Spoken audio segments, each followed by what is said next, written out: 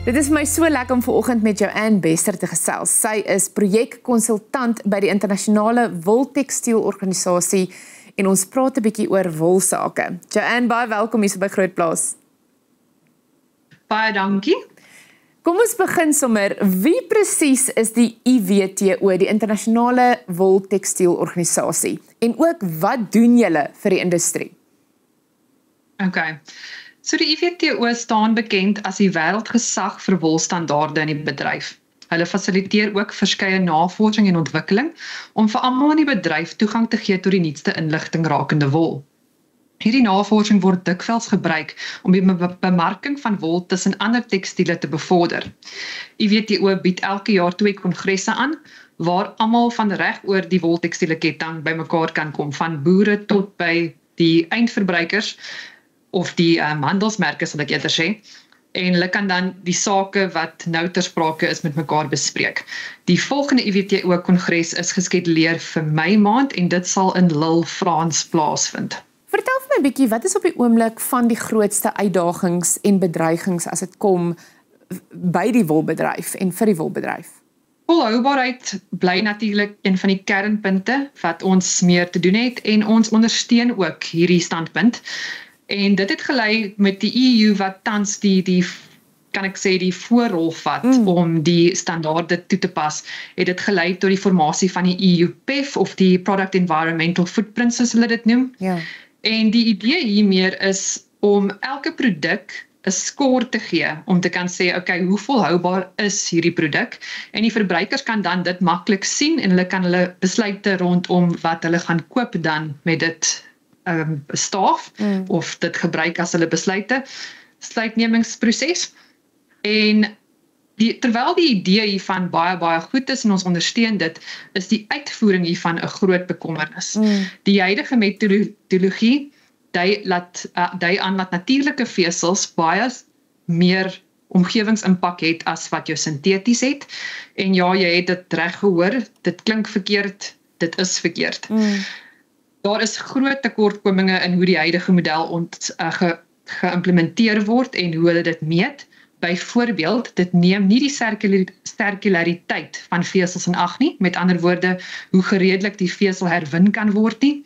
Dit dui ook nie aan die mikroplastiek wat die vesel dan nou afskei nie, en ook nie die plastiek wat opeindig op die vullishope nie. So vir die van julle wat nie weet nie, mikroplastiek is 'n baie groot bekommernis vir omgewing en vir mensegesondheid. En daar is verskeie studies wat aandui dat mikroplastieke gevind word in die menslike liggaam. Maar seker die enkel grootste rede hoekom natuurlike vesels so swak presteer in die EU PEF en soortgelyke modelle is omdat hulle gebruik maak van LCA data of life cycle analysis. En hierdie life cycle analysis kan baie goed doen met 'n lineêre proses soos met sintetiese vesels, maar dit doen baie swak met sirkulêre prosesse soos 'n biogeniese siklus wat jy sal vind in natuurlike vesels. So in die geval van skape met die LCA wat tot nou gedoen is, sal hulle net die koolstofdioksied of die metaangasvrylating in ag neem. Maar hulle kan nie in ag neem die biogeniese koolstof wat vloei uit die aard van die saak nie. So, meeste skape word geproduseer op natuurlike veld of aangeplante weidings. Hulle eet met ander woorde gras, hulle mis, hulle haal asem, en ja, ons weet hulle skei 'n metaangas af. Maar wat nie in ag geneem word is die feit dat 'n gedeelte van die mis sal weer opgeneem word in die grond. Die skaap sal uit die aard van die saak nie die hele plant eet nie, 'n gedeelte daarvan sal getrap word in die grond en dit sal ook weer opgeneem word in die grond. Dan gaan die plant weer uitgroei en hy gaan fotosinteer en daar gaan 'n proses wees. Met ander woorde, daar is 'n koolstof-emissie-komponent, maar daar is ook 'n koolstofsekwestrasie-komponent wat nie in ag geneem word nie. So die huidige metodiek is verkeerd. En hoe affekteer dit wolprodusente op die grond?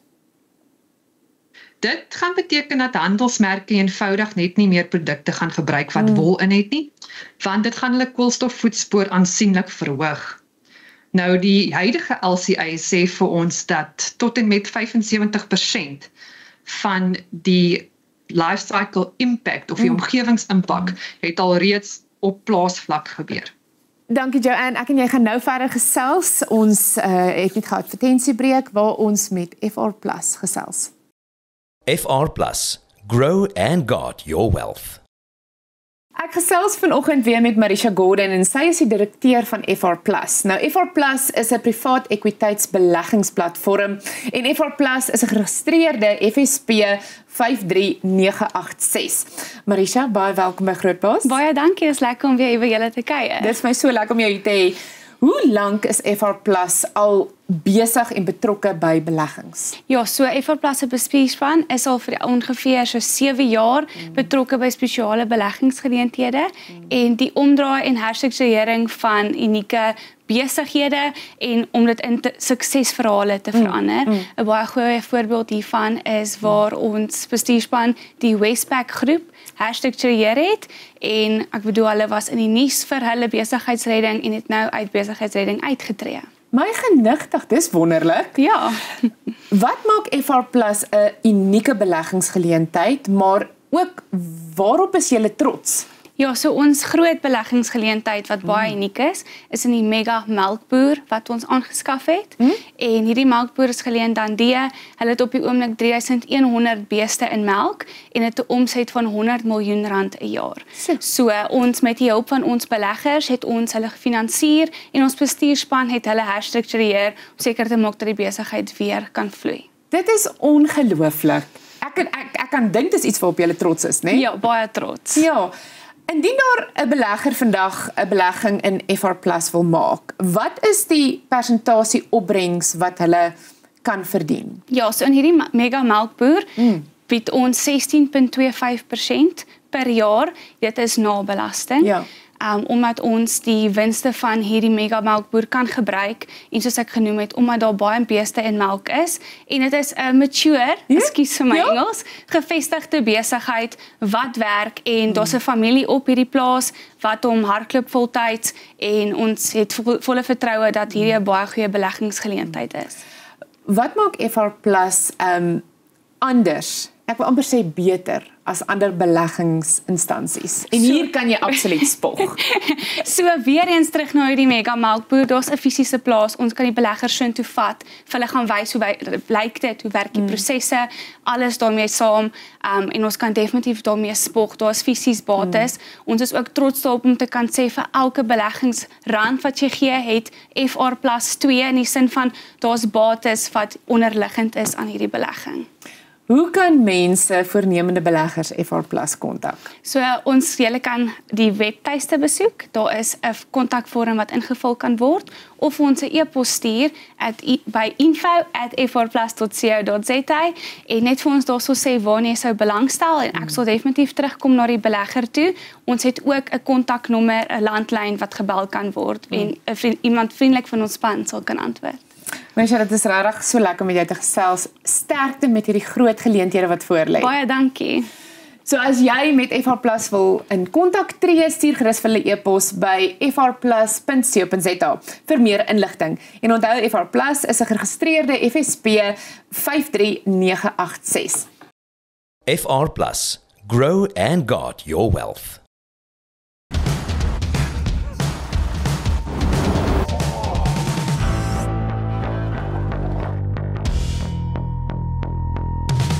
Die nuwe Fortuner GR Sport, die luksheid van vryheid losgelaat. Waar ook al daar Afrikaans is daar kans vir saampraat, saam luister en saam staan. Kans vir opbou, sonder ophou. Kans vir skep, vreesloos en skaamteloos. Kans om elkeen se tree in een reuse sprong te verander. Ek gryp die kans aan om saam met Afrikaans die toekomstige boet te gaan. Wat van jou? Ons las Lapitaal verjaar en jy is genooi. Besoek afrikaans100.org vir feesinligting. Kom party saam.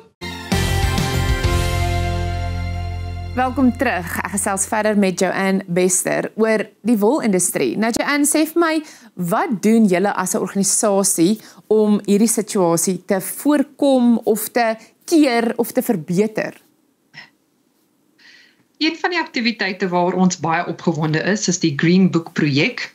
Hierdie projek is gerig aan handelsmerke om vir hulle die voordele van wol as 'n omgewingsvriendelike vesel bekend te maak.